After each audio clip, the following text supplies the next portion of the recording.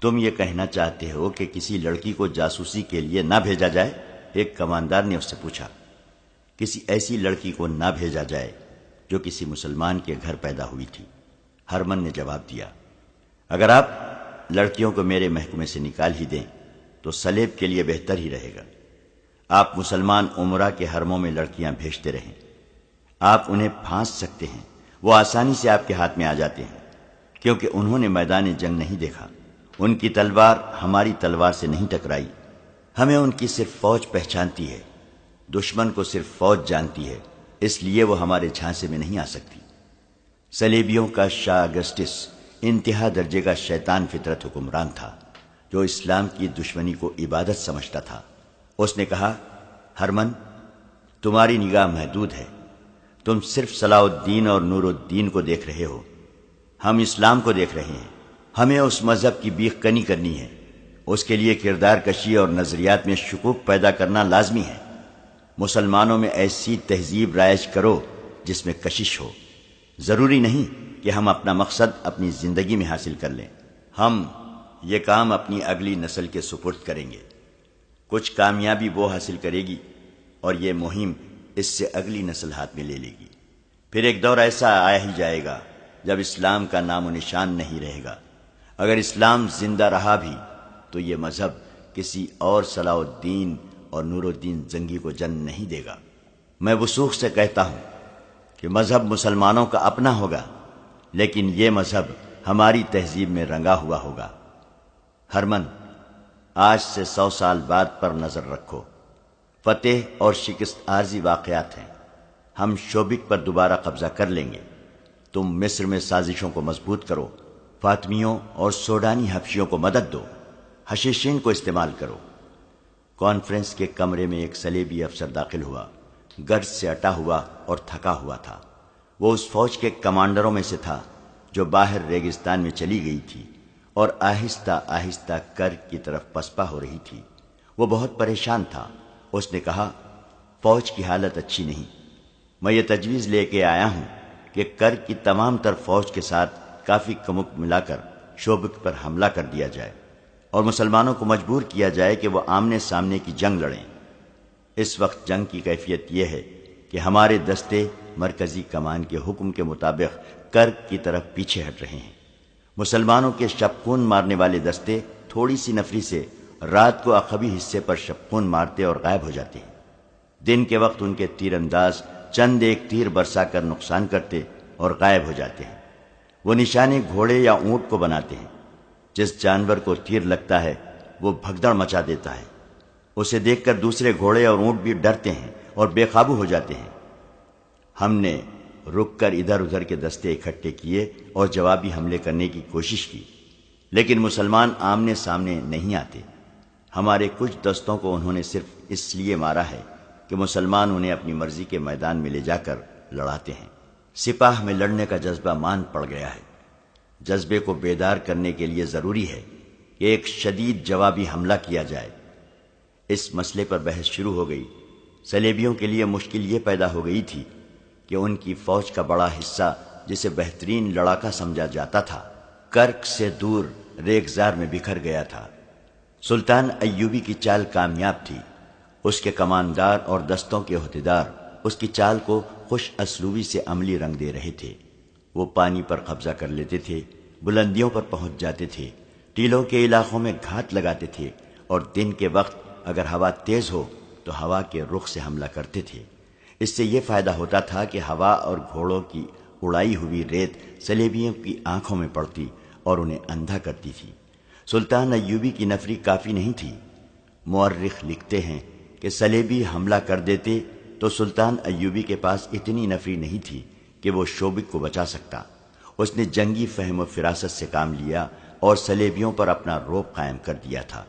شوبک کے شمال مشرق میں صلیبیوں کی قاسی فوج بیکار بیٹھی تھی۔ اسے اس ڈر سے واپس نہیں بلایا جا رہا تھا کہ نور الدین زنگی سلطان ایوبی کو کمک بھیج دے گا۔ صلیبی حکمران اور کمانڈر کرک کے قلعے میں بیٹھے ہوئے پیچ و تاب کھا رہے تھے۔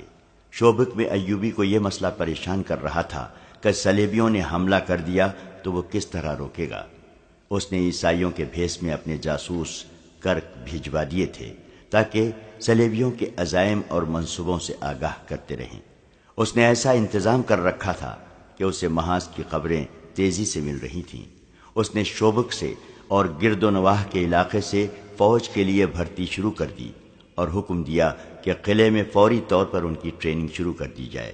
صلیبیوں کے بہت سے گھوڑے اور اونٹ قلعے میں رہ گئے تھے۔ باہر کے دستوں کو اس نے حکم بھیج دیا تھا کہ دشمن کے جانوروں کو مارنے کی بجائے پکڑیں اور قلعے میں بھیجتے رہیں۔ نئی بھرتی کی ٹریننگ کے سلسلے میں اس نے یہ حکم جاری کیا کہ انہیں شبخون مارنے کی اور متحرک جنگ لڑنے کی ٹریننگ دی جائے۔ کرک میں جو کانفرنس ہو رہی تھی اس میں ہرمن کی اس تجویز کو رد کر دیا گیا تھا کہ جاسوسی کے لیے لڑکیوں کو استعمال نہ کیا جائے۔ البتہ عالم جاسوس کو چھوڑ دیا گیا اور اسے یہ حکم دیا گیا کہ وہ مسلمانوں پر نظریاتی حملے کرنے کے لیے آدمی تیار کرے۔ اس کے بعد یہ پوچھا گیا کہ شوبک میں کتنی جاسوس لڑکیاں اور مرد رہ گئے ہیں اور کیا لڑکیوں کو وہاں سے نکالا جا سکتا ہے؟ ہرمن نے انہیں بتایا کہ چند ایک لڑکیاں مسلمان کی قید میں ہیں، کچھ نکل آئی ہیں اور کچھ لاپتہ ہیں۔ مرد جاسوسوں کے متعلق اس نے بتایا کہ چند ایک قید ہو گئے ہیں اور بہت سے وہیں ہیں۔ انہیں اطلاع بھیج دی گئی ہے کہ وہیں رہیں اور اب مسلمان بن کر اپنا کام کریں۔ ایک صلیبی حکمران نے کہا کہ جو لڑکیاں وہاں قید میں ہیں انہیں نکالنا شاید آسان نہ ہو، لیکن ہو سکتا ہے کہ کچھ لڑکیاں وہاں عیسائیوں کے گھروں میں روپوش ہو گئی ہوں، انہیں وہاں سے نکالنا لازمی ہے۔ تھوڑی دیر کے بحث و مباحثے کے بعد طے ہوا کہ ایک ایسا گروہ تیار کیا جائے جو سلطان ایوبی کے شبخوں مارنے والے آدمیوں کی طرح جان پر کھیلنا جانتا ہو۔ اس گروہ کا ہر ایک آدمی ذہین اور پھرتیلا ہو، عربی یا مصری زبان بول سکتا ہو۔ اس گروہ کو ایسے مسلمانوں کے بھیس میں شوبک بھیجا جائے جس سے پتہ چلے کہ کرک کے عیسائیوں کے ظلم و تشدد سے بھاگ کر آئے ہیں۔ انہیں یہ کام دیا جائے کہ شوبک میں رہ کر لڑکیوں کا سراغ لگائیں اور انہیں وہاں سے نکالیں۔ اس کام کے لیے وہ جرائم پیشہ آدمی موزوں رہیں گے جنہیں ان کی خواہش کے مطابق جیلوں سے نکال کر فوج میں لایا گیا ہے۔ فوج میں پیشہ ور مجرموں کو تلاش کرو اور انہیں چند دن ٹریننگ دے کر شوبک بھیج دو، لیکن یہ خیال رکھو کہ ان میں وہی سپاہی ہوں جو شوبک میں رہ چکے ہوں اور وہاں کی گلی کوچوں سے واقف ہوں۔ یہاں یہ مسئلہ پیدا ہوا کہ یہ جرائم پیشہ آدمی اس خطے کی زبان نہیں جانتے۔ اس کا حل یہ پیش کیا گیا کہ زیادہ تر ایسے آدمی بھیجے جائیں جو وہاں کی زبان جانتے ہوں۔ متعدد مورخین نے شوبک کی فتح کو کئی ایک رنگ دیے ہیں۔ ان میں صاف گو قسم کے مورخین نے جو ولیم آف ٹائر کی طرح عیسائی ہیں صلیبیوں پر کڑی نکتہ چینی کی ہے۔ وہ لکھتے ہیں کہ ان کے حکمران خوبصورت لڑکیوں کے ذریعے مسلمان علاقوں میں جاسوسی، تقریب کاری اور کردار کشی پر زیادہ توجہ دیتے تھے۔ اس سے ان کے اپنے کردار کا پتہ ملتا ہے کہ کیا تھا۔ یہ درست ہے کہ انہوں نے مسلمانوں کے چند ایک غیر فوجی سربراہوں کو اپنے زیر اثر لے لیا تھا، لیکن ان کے دماغ میں یہ نہ آئی کہ مسلمانوں کی ایک قوم بھی ہے اور ایک فوج بھی ہے۔ کسی قوم اور اس کی فوج کے قومی جذبے کو مارنا آسان کام نہیں ہوتا۔ اس صورت میں جبکہ صلیبیوں نے مسلمانوں کے نہتے قافلے لوٹے تھے، ان کی بچیاں اغوا کی تھیں، مفتوحہ علاقوں میں وسیع پیمانے پر آبرو ریزی کی، قتل عام کیا اور مسلمانوں کو بیگار کیمپوں میں ٹھوس کر جانور بنا دیا، مسلمان قوم اور فوج کے جذبے کو مجروح کرنا ممکن ہی نہیں تھا۔ انہوں نے مسلمانوں کے دلوں میں انتقام کا جذبہ پیدا کر دیا تھا۔ اسلام کی صفوں میں چند ایک غدار پیدا کر لینے سے اس مذہب کی عظمت کو مجروح نہیں کیا جا سکتا تھا۔ مورخین نے لکھا ہے کہ اس وقت جب شوبک پر حملے کی ضرورت تھی اور جب سلطان صلاح الدین ایوبی جنگی لحاظ سے کمزور تھا، صلیبیوں نے شوبک سے چند ایک لڑکیوں کو نکال لانے پر توجہ مرکوز کر لی اور اس مہم کے لیے جانبازوں کا گروہ تیار ہونے لگا۔ وہ لکھتے ہیں کہ صلاح الدین ایوبی کی جنگی فہم و فراست کی داد دینی پڑتی ہے کہ اس نے صلیبیوں پر یہ رعب طاری کر دیا تھا کہ اس نے ان کی فوج کو بکھیر دیا ہے۔ صلیبیوں نے اس تاثر کو قبول کر لیا تھا۔ انہوں نے اس طرف توجہ ہی نہ دی کہ ایوبی کی اپنی فوج دستہ دستہ ٹولہ ٹولہ ہو کے بکھر گئی ہے، اور یہ بھی کہا جا سکتا ہے کہ سلطان ایوبی اس صورتحال سے کچھ پریشان بھی تھا۔ اس کے مشیر خاص شداد نے اس کی جس پریشانی کا ذکر کیا ہے وہ یہی ہو سکتی ہے کہ اس کے دستے صلیبیوں کے تعاقب میں بکھر گئے تھے، اس سے مرکزیت ختم ہو گئی تھی۔ اور یہ بھی صحیح ہے کہ اس کے دستے ذاتی اور قومی جذبے کے تحت لڑ رہے تھے۔ ایسی مثالیں بھی ملی ہیں کہ بعض مسلمان دستے صحرائی بھول بھلیوں میں بھٹک گئے اور خوراک اور پانی سے محروم رہے، لیکن وہ ہر حال اور ہر کیفیت میں لڑتے رہے۔ یہ جذبے کی جنگ تھی جس سے صلیبی سپاہی آری تھے۔ انہوں نے اپنے کمانڈروں کو پسپا ہوتے دیکھا تو ان میں لڑنے کا جذبہ ختم ہو گیا۔ اگر صلیبی ادھر توجہ دیتے تو ایوبی کی بکھری ہوئی فوج پر قابو پا سکتے تھے، مگر وہ ذرا ذرا سی باتوں پر اتنی زیادہ توجہ دیتے تھے جتنی اہم جنگی امور پر دی جاتی ہے۔ یہاں ایک اور وضاحت ضروری ہے۔ اس دور کے صلیبی واقعہ نگاروں کے حوالے سے 2-3 غیر مسلم مورخین نے اس قسم کی غلط بیانی کی ہے کہ سلطان صلاح الدین ایوبی نے مسلسل 2 سال شوبک کو محاصرے میں رکھا اور ناکام لوٹ گیا۔ انہوں نے اس کی وجہ یہ بیان کی ہے کہ نور الدین زنگی اور صلاح الدین ایوبی کے درمیان غلط فہمی پیدا ہو گئی تھی۔ زنگی کو اس کے مشیروں نے خبردار کیا تھا کہ ایوبی مصر کو اپنے ذاتی تسلط میں رکھ کر فلسطین کا بھی خود مختار حکمران بننا چاہتا ہے۔ وہ فلسطین پر قبضہ کر کے زنگی کو معزول کر دے گا۔ یہ مورخین لکھتے ہیں کہ نور الدین زنگی نے اس بہانے شوبک کو اپنی فوج روانہ کر دی کہ یہ سلطان ایوبی کے لیے کمک ہے، لیکن اس نے اپنے کمانڈروں کو یہ خفیہ ہدایت دی تھی کہ وہ شوبک کے جنگی امور اپنے قبضے میں لے لیں۔ چنانچہ یہ فوج آئی۔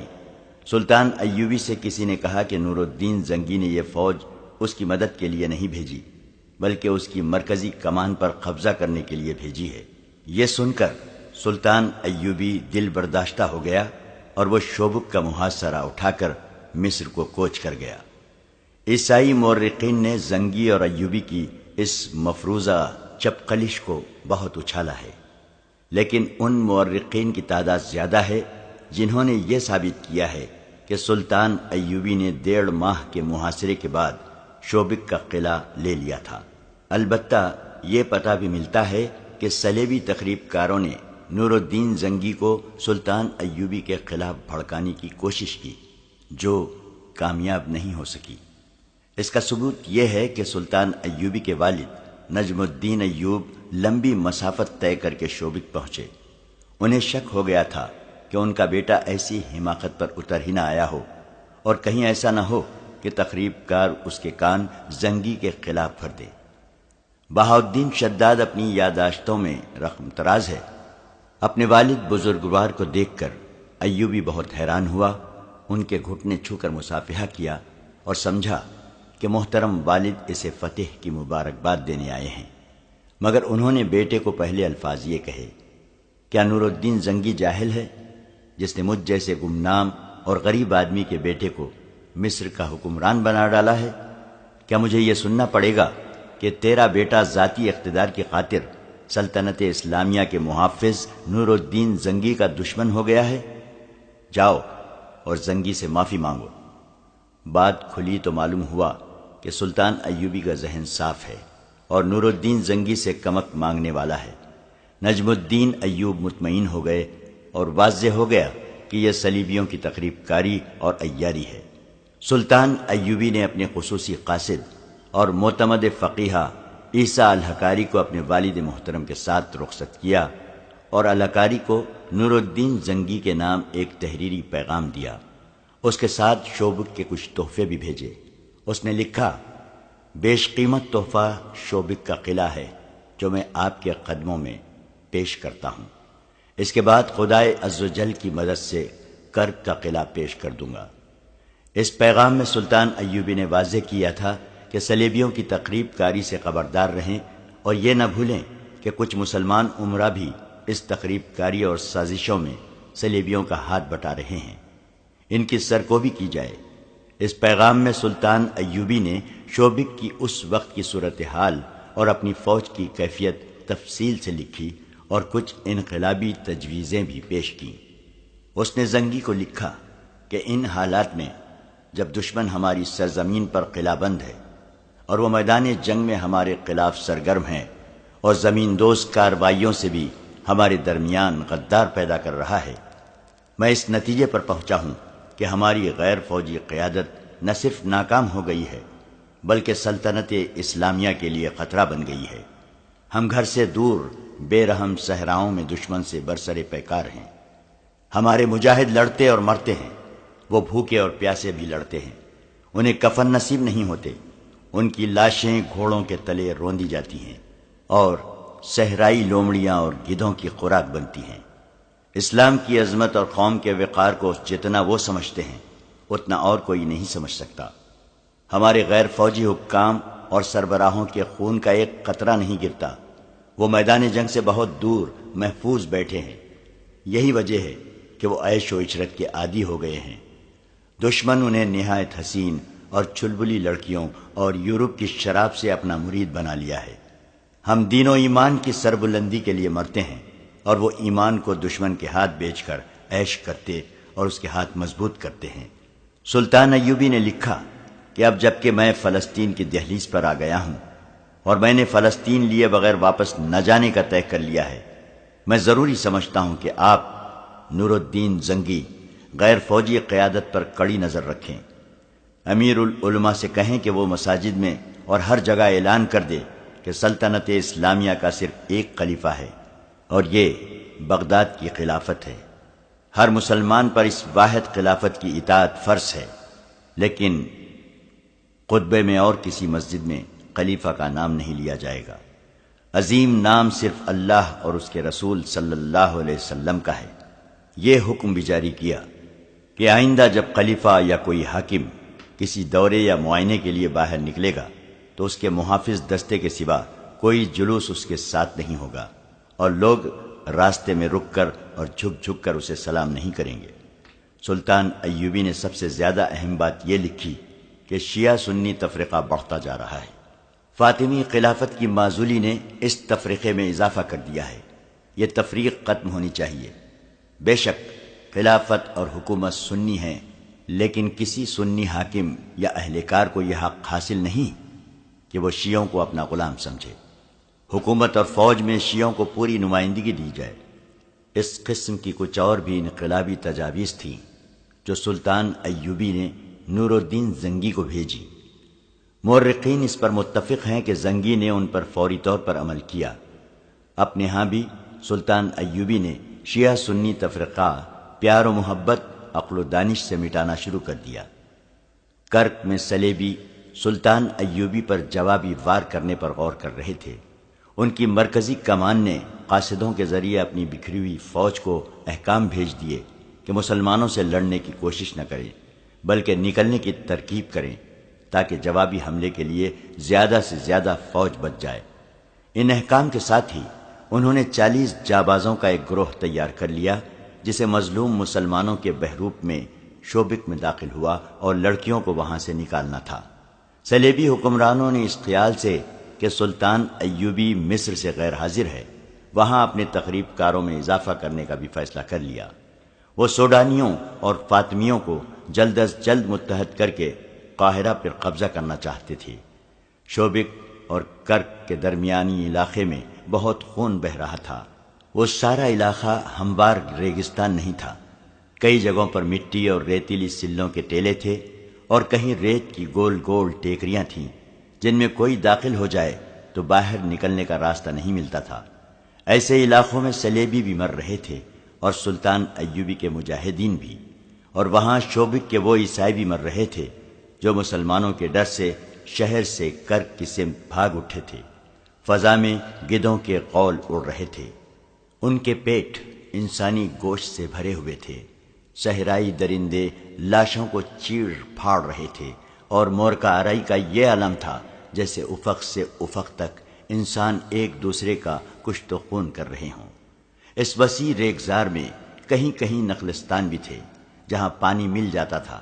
تھکے ہارے انسان، زخمی انسان اور پیاس کے مارے ہوئے انسان وہاں جا جا کر گرتے تھے۔ عماد ہاشم سلطان ایوبی کی فوج کے ایک چھوٹے سے دستے کا کمانڈر تھا۔ وہ شامی باشندہ تھا، اسی لیے وہ اپنا نام عماد شامی بتایا کرتا تھا۔ صلیبیوں کے خلاف جو جذبہ ہر مسلمان سپاہی کے دل میں تھا وہ عماد شامی میں بھی تھا، لیکن اس کے جذبے میں انتقام کا قہر اور غضب زیادہ تھا۔ اس کے متعلق سب جانتے تھے کہ وہ یتیم ہے اور اس کا سگا عزیز رشتہ دار کوئی نہیں، لیکن اسے یہ یقین نہیں تھا کہ وہ یتیم ہے یا نہیں، کیونکہ اس کا باپ اس کی آنکھوں کے سامنے مرا نہیں تھا۔ وہ 13-14 سال کی عمر میں گھر سے بھاگا تھا۔ اس وقت اس کا گھر شوبک میں تھا۔ اسے اچھی طرح یاد تھا کہ اس کے بچپن میں شوبک پر صلیبیوں کا قبضہ ہوا تھا اور انہوں نے مسلمانوں کا کشت و خون شروع کر دیا تھا۔ اس کا بچپن صلیبیوں کی دہشت میں گزرا تھا۔ اس نے مسلمان جنگی قیدی بھی دیکھے جنہیں مار مار کر لایا جا رہا تھا، اور اس کے سامنے 2 قیدیوں کے سر کاٹ دیے گئے تھے کیونکہ وہ زخموں کی وجہ سے چل نہیں سکتے تھے۔ اس نے مسلمان گھروں سے لڑکیاں اغوا ہوتے دیکھی تھی، اور اس نے مسلمانوں کو بیگار میں جاتے بھی دیکھا تھا۔ شوبک کے مسلمان کہا کرتے تھے کہ جب شہر میں عیسائی مسلمانوں کو بلا وجہ پکڑ پکڑ کر کیمپ میں لے جانا شروع کر دیں اور ان کے گھروں پر حملہ کرنے لگیں تو سمجھ لو کہ انہیں مسلمانوں کے ہاتھوں کہیں شکست ہوئی ہے۔ عماد شاہی کا گھر بھی محفوظ نہ رہا۔ اس کی ایک بہن تھی جس کی عمر 7-8 سال تھی۔ اسے وہ بہن یاد تھی۔ وہ بہت خوبصورت اور گڑیا سی تھی۔ گھر میں اس کا باپ تھا، ماں تھی اور ایک بڑا بھائی بھی تھا۔ ایک روز عماد کی گڑیا سی بہن باہر نکل گئی اور لاپتہ ہو گئی۔ باپ نے تلاش کی مگر کہیں نہ ملی۔ ایک مسلمان پڑوسی نے اسے بتایا کہ اسے عیسائی اٹھا لے گئے ہیں۔ باپ شہر کے حاکم کے پاس فریاد لے کر گیا۔ جو ہی اس نے بتایا کہ وہ مسلمان ہے، حاکم اس پر برس پڑا اور اس پر الزام عائد کیا کہ وہ حکمران قوم پر اتنا گھٹیا الزام تھوپ رہا ہے۔ گھر آ کر باپ نے اور عماد کے بڑے بھائی نے عیسائیوں کے خلاف شور شرابہ کیا۔ اس کا نتیجہ یہ ہوا کہ رات کو ان کے گھر حملہ ہوا۔ عماد نے اپنی ماں اور بڑے بھائی کو قتل ہوتے دیکھا۔ وہ باہر بھاگ گیا اور ایک مسلمان کے گھر جا چھپا۔ اس کے بعد وہ اپنے گھر نہیں گیا، کیونکہ اس مسلمان نے اس ڈر سے اسے باہر نہیں نکلنے دیا کہ عیسائی اسے بھی قتل کر دیں گے۔ تھوڑے دنوں بعد اس مسلمان نے اسے ایک اور آدمی کے حوالے کر دیا جو اسے چوری چھپے شہر سے باہر لے گیا۔ صبح کے وقت وہ ایک قافلے کے ساتھ جا رہا تھا۔ بہت دنوں کی مسافت کے بعد وہ شام پہنچا۔ وہاں اسے ایک امیر کبیر تاجر کے گھر نوکری مل گئی۔ اب اس کی یہی زندگی تھی کہ نوکری کرے اور زندہ رہے۔ وہ ذہنی طور پر بالغ اور بیدار ہو گیا۔ یہ انتقام کا جذبہ تھا۔ اسی جذبے کے زیر اثر اسے فوجی اچھے لگتے تھے۔ اس نے تاجر کی نوکری چھوڑ کر کسی فوجی حاکم کے گھر میں نوکری کر لی۔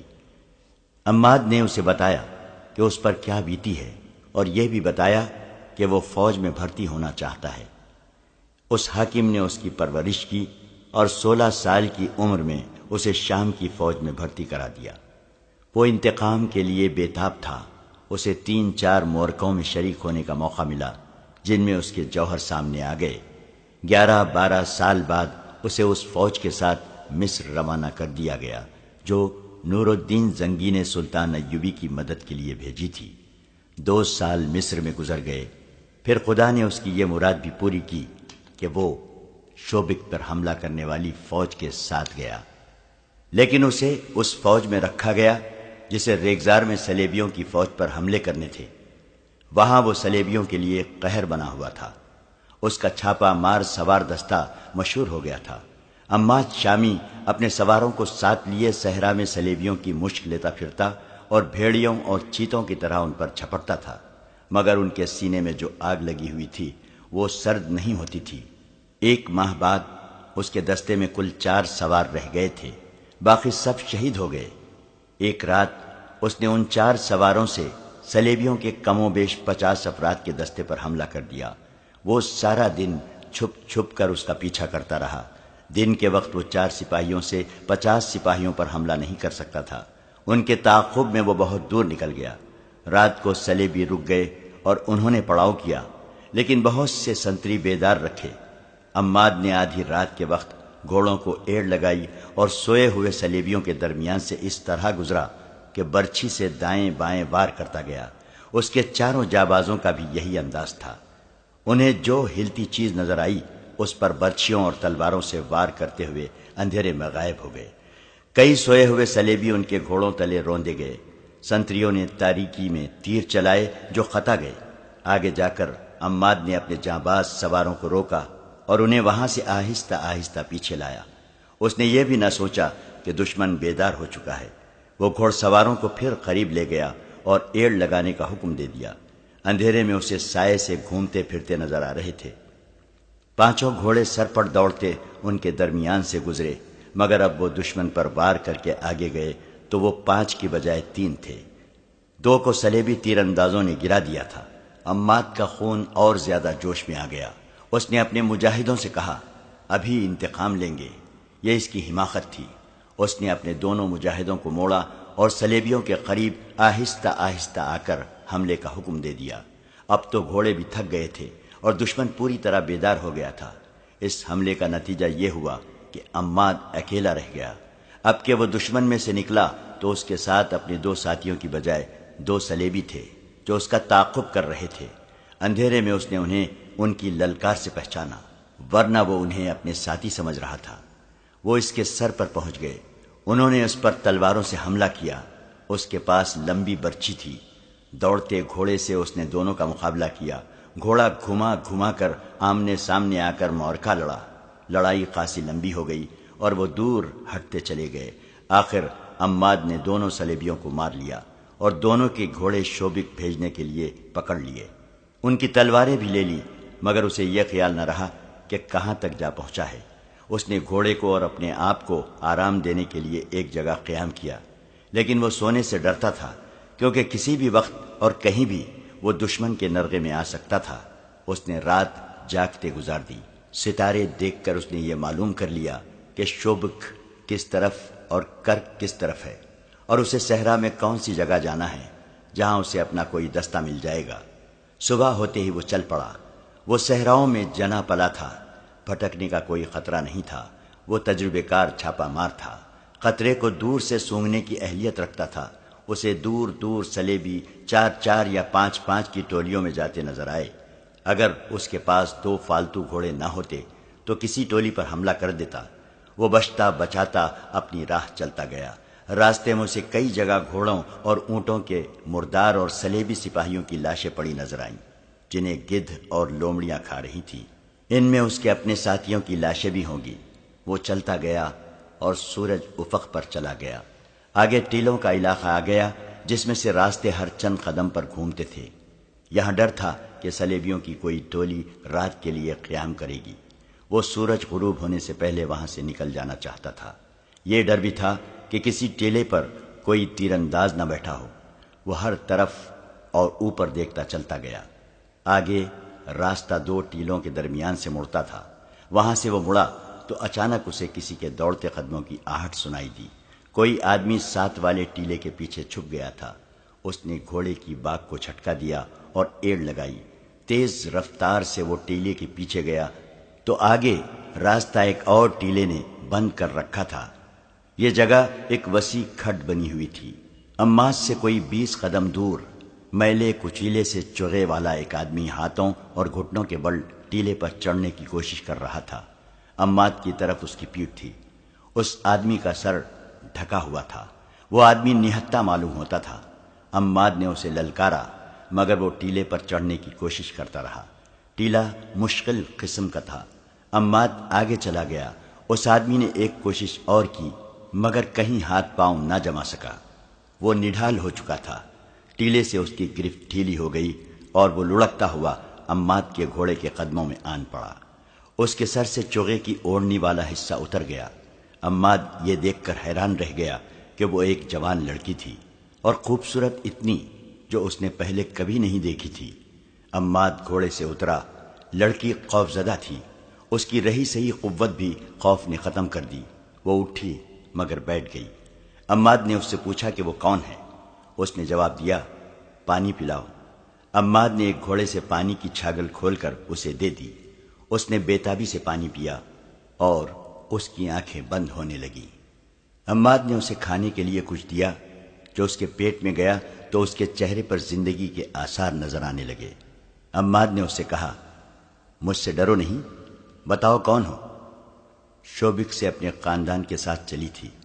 اس نے تھکی ہاری زبان میں کہا، سب مارے گئے ہیں، میں اکیلی رہ گئی ہوں، مسلمانوں نے راستے میں حملہ کر دیا تھا، مجھے سچ کیوں نہیں بتا دیتی کہ تم کون ہو؟ عماد نے کہا، تم نے جو کچھ کہا ہے جھوٹ کہا ہے۔ جھوٹ ہی صحیح، اس نے خوفزدہ لہجے میں کہا، مجھ پر رحم کرو اور مجھے کرک تک پہنچا دو۔ شوبک تک؟ عماد نے کہا، میں تمہیں شوبک لے جا سکتا ہوں، کرک نہیں۔ تم دیکھ رہی ہو کہ میں مسلمان ہوں، میں راستے میں عیسائی فوج کے ہاتھوں مرنا نہیں چاہتا۔ پھر مجھے ایک گھوڑا دے دو، لڑکی نے کہا، میں لڑکی ہوں، اگر راستے میں کسی کے قبضے میں آ گئی تو جانتے ہو کہ میرا انجام کیا ہوگا۔ میں تمہیں گھوڑا بھی نہیں دے سکتا، تمہیں یہاں سے اکیلے روانہ بھی نہیں کر سکتا۔ عماد نے کہا، یہ میرا فرض ہے کہ تمہیں اپنے ساتھ شوبک لے جاؤں۔ وہاں مجھے کس کے حوالے کرو گے؟ اپنے حاکموں کے حوالے کروں گا، عماد نے کہا، اور اس سے تسلی دی، تمہارے ساتھ وہ سلوک نہیں ہوگا جس کا تمہیں ڈر ہے۔ لڑکی کرک جانے کی ضد کر رہی تھی۔ عماد نے اسے بتایا کہ انہیں حکم ملا ہے کہ شوبک کے کسی بھی عیسائی باشندے کو وہاں سے بھاگنے نہ دیا جائے۔ اس کے علاوہ اس نے لڑکی کو خبردار کیا کہ وہ کرک تک نہیں پہنچ سکے گی۔ وہ چونکہ گوری رنگت کی خوبصورت لڑکی تھی، اس لیے لڑکی کو یہ ڈر تھا کہ یہ مسلمان فوجی اسے بے آبرو کرے گا۔ اس نے سوچا کہ کیوں نہ اس کے ساتھ آبرو کا ہی سودا کر کے اسے کہا جائے کہ وہ اسے گھوڑا دے دے۔ لڑکی نے اپنا رویہ بدل لیا اور عماد سے کہا، میں بہت تھکی ہوئی ہوں، آج رات یہیں قیام کیا جائے، صبح شوبک کو روانہ ہو جائیں گے۔ عماد بھی تھکا ہوا تھا، گھوڑوں کا بھی یہی حال تھا، وہ لڑکی کی بھی حالت دیکھ رہا تھا۔ اس نے وہیں رکنے کا فیصلہ کر لیا۔ اس سے پہلے لڑکی نے اسے غور سے نہیں دیکھا تھا۔ اس نے یہی دیکھا تھا کہ یہ بڑی ہوئی داڑھی والا مسلمان فوجی ہے جو جسم کی ساخت اور گرد سے اٹے ہوئے چہرے سے وحشی لگتا ہے۔ اس سے اسے رحم کی امید نہیں تھی۔ اب جب کہ اس نے کچھ اور ہی سوچ لیا تھا، اس نے عماد کو گہری نظروں سے دیکھا۔ اس وقت عماد بھی اسے گہری نظروں سے دیکھ رہا تھا اور سوچ رہا تھا کہ اس قدر حسین لڑکی کا اس صحرا میں اکیلے رہ جانا، جہاں صلیبی اور اسلامی سپاہی لمبے عرصے سے بھوکے بھیڑیوں کی طرح بھاگتے دوڑتے پھر رہے ہیں، اس کے لیے کتنا خطرناک ہے۔ اور یہ بھی ہو سکتا ہے کہ اس لڑکی پر سپاہی یا کماندار آپس میں ہی لڑ مرے۔ وہ خود بھی فرشتہ نہیں تھا۔ اس نے لڑکی کی آنکھوں میں جھانکا۔ اس وقت لڑکی اسے دیکھ رہی تھی۔ عماد نے کوشش کی کہ وہ لڑکی سے نظریں پھیر لے، مگر لڑکی کی آنکھوں نے اس کی آنکھوں کو گرفتار کر لیا۔ اس نے اپنے جسم کے اندر کوئی ایسا جذبہ محسوس کیا جو اس کے لیے اجنبی تھا۔ اس نے ایک بار نظریں جھکا لی، مگر آنکھیں اپنے آپ پھر اوپر اٹھ گئیں اور وہ بے چین سا ہونے لگا۔ لڑکی کے ہونٹوں پر ہلکی سی مسکراہٹ آ گئی۔ عماد نے آہستہ سے کہا، تم شاید کنواری ہو؟ ہاں، لڑکی نے جواب دیا اور ذرا سا بھی سوچے بغیر کہہ دیا، میرا دنیا میں کوئی نہیں رہا، اگر میرے ساتھ کرک چلے چلو تو میں تمہارے ساتھ شادی کر لوں گی۔ عماد بیدار سا ہو گیا۔ اس نے کہا، پھر تم مجھے کہو گی کہ اپنا مذہب تبدیل کر لو، جو میں نہیں کر سکوں گا۔ تم شوبک چل کر میرے ساتھ شادی کرو اور مسلمان ہو جاؤ۔ مجھے بہرحال کرک جانا ہے، لڑکی نے کہا، اگر میرے ساتھ وہاں تک چلو گے تو تمہاری دنیا بدل جائے گی۔ لڑکی نے سودا بازی شروع کر دی تھی، لیکن عماد کچھ اور ہی سوچ رہا تھا۔ یہ سوچ ایسی تھی جسے وہ سمجھ بھی نہیں سکتا تھا۔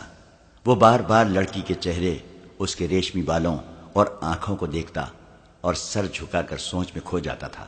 لڑکی کی جیسے وہ کوئی بات سن ہی نہیں رہا تھا۔ تھوڑی دیر بعد لڑکی کا چہرہ گہری شام کی تاریکی میں چھپ گیا۔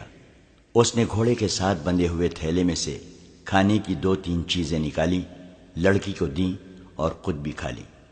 اس کا جسم اس قدر نڈھال تھا، جو ہی لیٹا اس کی آنکھ لگ گئی۔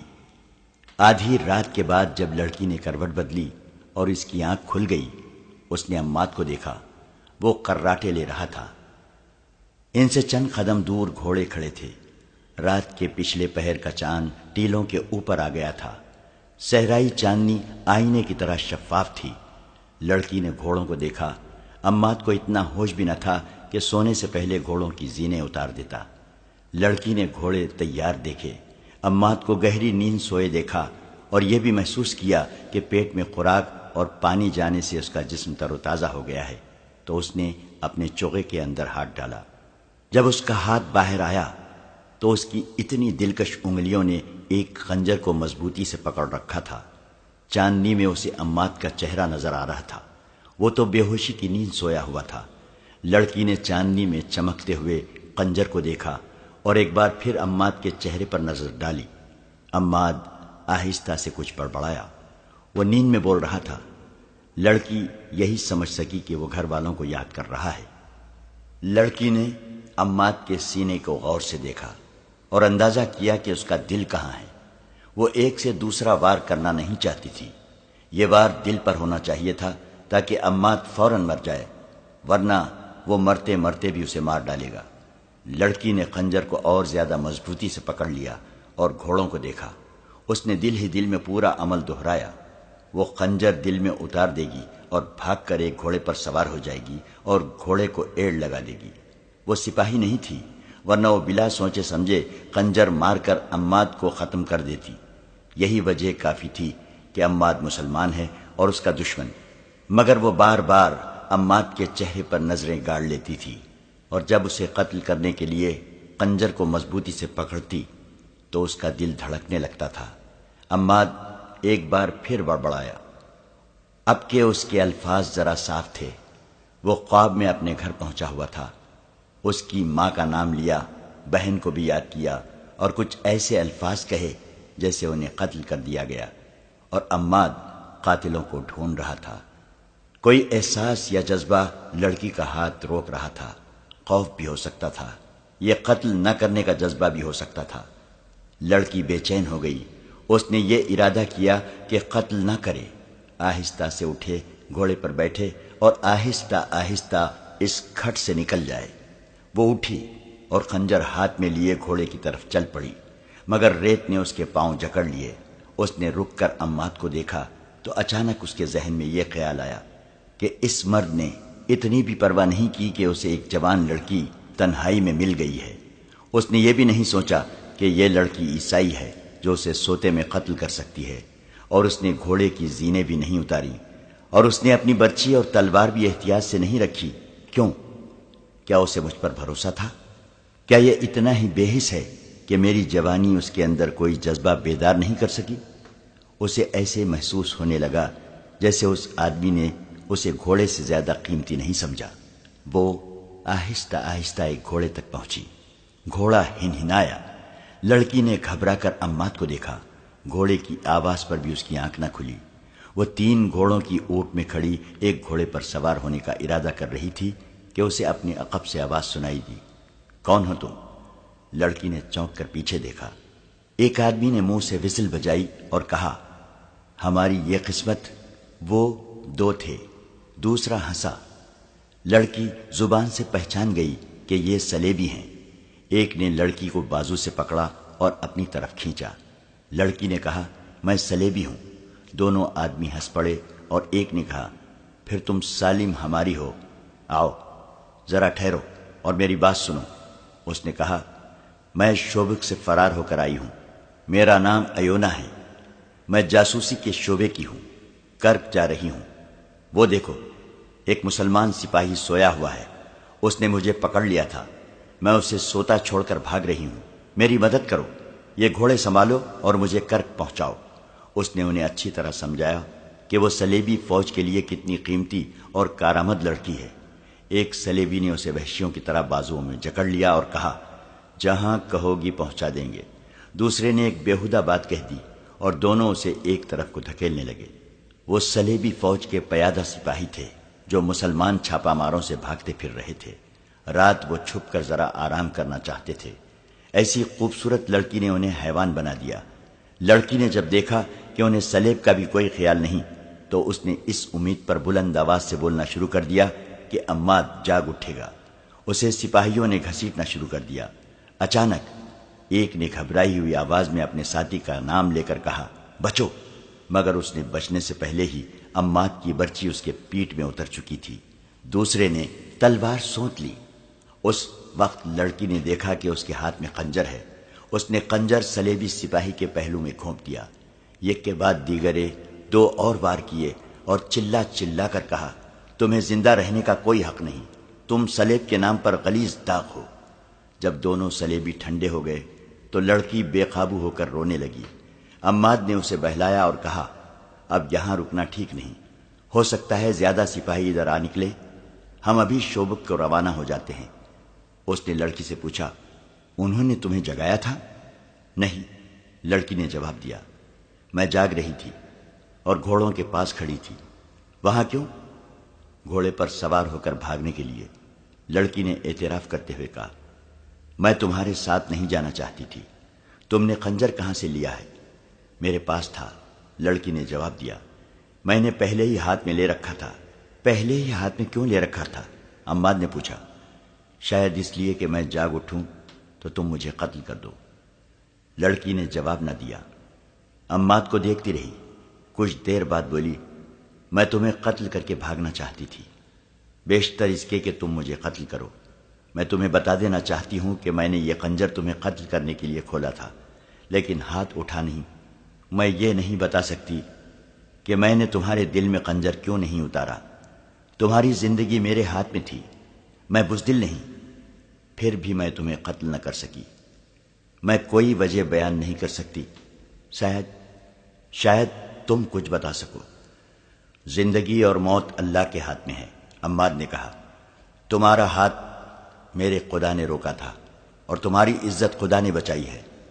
میرا وجود تو ایک بہانہ اور ایک سبب تھا۔ کسی گھوڑے پر سوار ہو جاؤ اور چلو۔ لڑکی نے خنجر عماد کی طرف بڑھا کر کہا، میرا خنجر اپنے پاس رکھ لو ورنہ میں تمہیں قتل کر دوں گی۔ تم میری تلوار بھی اپنے پاس رکھ لو، عماد نے کہا، تم مجھے قتل نہیں کر سکو گی۔ یہ مذاق نہیں تھا، دونوں پر سنجیدگی طاری تھی۔ وہ گھوڑوں پر سوار ہوئے اور تیسرا گھوڑا ساتھ لے کر چل پڑے۔ سورج نکلنے تک وہ اس علاقے میں پہنچ چکے تھے جہاں کوئی صلیبی سپاہی نظر نہیں آتا تھا۔ عماد کی اپنی فوج کے چند سپاہی اسے نظر آئے، جن کے ساتھ اس نے کچھ باتیں کی اور چلتے گئے۔ اپریل کا سورج بہت ہی گرم تھا۔ وہ منہ اور سر لپیٹے ہوئے چلتے گئے۔ دور سے ریت پانی کے سمندر کی طرح چمکتی نظر آتی تھی اور بائیں سمت ریتیلی سلوں کی پہاڑیاں نظر آ رہی تھیں۔ سفر کے دوران وہ آپس میں کوئی بات نہ کر سکے۔ گرمی کے علاوہ ان لاشوں نے بھی ان پر خاموشی طاری کر رکھی تھی جو انہیں ادھر ادھر بکھری ہوئی نظر آ رہی تھیں۔ کوئی ایک بھی لاش سالم نہیں تھی۔ گدھوں اور درندوں نے ان کے اعضاء الگ الگ کر دیے تھے۔ بعض لاشوں کی صرف ہڈیاں اور کھوپڑیاں رہ گئی تھیں۔ عماد نے لڑکی سے کہا، یہ تمہاری قوم کے سپاہی ہیں، یہ ان بادشاہوں کی خواہشوں کا شکار ہو گئے ہیں جو اسلامی سلطنت کو ختم کرنے برطانیہ، فرانس، جرمنی، اٹلی اور نہ جانے کہاں کہاں سے آئے ہیں۔ لڑکی خاموش رہی۔ وہ بار بار عماد کو دیکھتی تھی اور آہ بھر کر سر جھکا لیتی تھی۔ عماد نے سلوں کی پہاڑیوں کا رخ کر لیا۔ اسے معلوم تھا کہ وہاں پانی ضرور ہوگا اور سایہ بھی۔ سورج ان کے پیچھے جانے لگا تو وہ پہاڑیوں میں پہنچ گئے۔ تلاش کے بعد انہیں ہری جھاڑیاں اور گھاس نظر آئی۔ ایک جگہ سے پہاڑی کا دامن پھٹا ہوا تھا، وہاں پانی تھا۔ وہ گھوڑوں سے اترے، پہلے خود پانی پیا، پھر گھوڑوں کو پانی پینے کے لیے چھوڑ دیا اور سائے میں بیٹھ گئے۔ تم کون ہو؟ لڑکی نے اس سے پوچھا۔ تمہارا نام کیا ہے؟ کہاں کے رہنے والے ہو؟ میں مسلمان ہوں، عماد نے جواب دیا۔ میرا نام عماد ہے اور میں شامی ہوں۔ رات خواب میں تم کسے یاد کر رہے تھے؟ یاد نہیں رہا، عماد نے کہا۔ میں شاید خواب میں بول رہا ہوں گا۔ میرے ساتھی مجھے بتایا کرتے ہیں کہ میں خواب میں بولا کرتا ہوں۔ تمہاری ماں ہے، بہن ہے؟ لڑکی نے پوچھا اور کہا، شاید تم انہیں یاد کر رہے تھے۔ تھیں کبھی، عماد نے آہ بھر کر کہا، اب انہیں خواب میں دیکھا کرتا ہوں۔ لڑکی نے اس سے ساری بات پوچھنے کی بہت کوشش کی، لیکن عماد نے اور کچھ نہیں بتایا۔ اس نے لڑکی سے کہا، تم نے اپنے متعلق جھوٹ بولا تھا۔ مجھے پوچھنے کی کوئی ضرورت نہیں کہ تم کون ہو، میں تمہیں متعلقہ حاکم کے حوالے کر کے واپس آ جاؤں گا۔ اگر سچ بول سکو تو اپنے متعلق کچھ بتا دو، لیکن یہ نہ کہنا کہ تم ان سلیبی لڑکیوں میں سے نہیں ہو جو ہمارے ملک میں جاسوسی کے لیے آتی ہیں۔ تم ٹھیک کہتے ہو، لڑکی نے کہا، میں جاسوس لڑکی ہوں، میرا نام ایونا ہے۔ تمہارے ماں باپ کو معلوم ہے کہ تمہارا کام کس قسم کا ہے؟ عماد نے پوچھا۔ میرے ماں باپ نہیں ہیں، ایونا نے جواب دیا، میں نے ان کی صورت بھی نہیں دیکھی۔ میرا محکمہ میری ماں اور اس محکومے کا حاکم ہرمن میرا باپ ہے۔ اس نے یہ بات یہیں پر ختم کر دی اور کہا، میری ایک ساتھی لڑکی نے ایک مسلمان سپاہی کو بچانے کے لیے زہر پی لیا تھا۔ میں اس وقت بہت حیران ہوئی تھی کہ کوئی سلیبی لڑکی ایک مسلمان کے لیے اتنی بڑی قربانی دے سکتی ہے۔ میں آج محسوس کر رہی ہوں کہ ایسا ہو سکتا ہے۔